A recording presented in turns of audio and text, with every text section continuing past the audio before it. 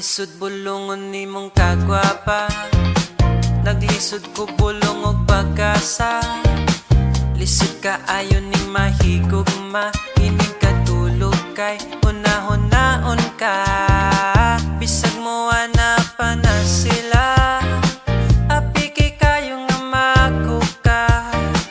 Basin di ay punang tadanga, mubalik ta nga makuka.